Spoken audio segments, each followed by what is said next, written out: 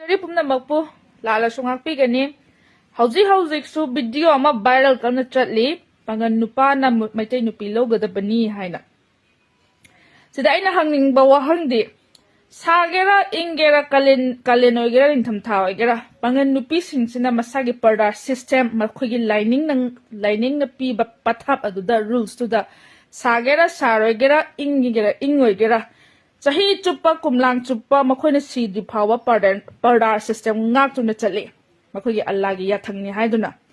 aduba akhogi maitai nupi singsina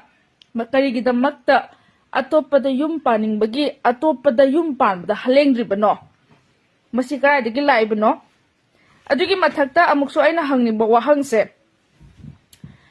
Islam dharma chatpa kangu singi di pung mari hekta baga nupa macha singa se pung mari ayuki pung mari hekta baga makhoi madrasa chatpane hena makhoi lining gi maram da tamba chatle and then Christian chali ba kango sing sisu every Sunday khudingi makhoi Sunday school hana Bible naina ba chatle aduga akhoi maitai gi kadai no akhoi gi maitai sing di kadai no ba kari no ba tamduise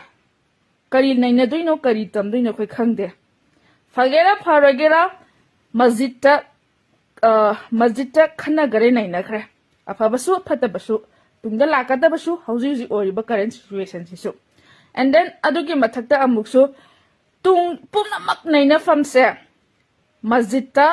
amasung church ta naina gare atopa furup singdi aduga akhoi maitai gi digadai no masida hera focus pihaningi ai leriba leader mayam singdesu ikok mona punyam jari hausi akhoi se khangre ai su kari haigadamno haibado akhoi angang sing pikliba angang sing sidagi haurakanda 80% di lainingi maramda amata khangde lainingi maramda amata khangdabana maram moirakanda akhoi se amaga chai thoknuna leireba tasinabagi wakhal leidre haiba tasinabagi thabaga se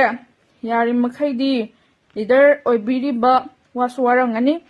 I respect kok nona punyam jari ai magna ngamoy kok yam sarangani sokna na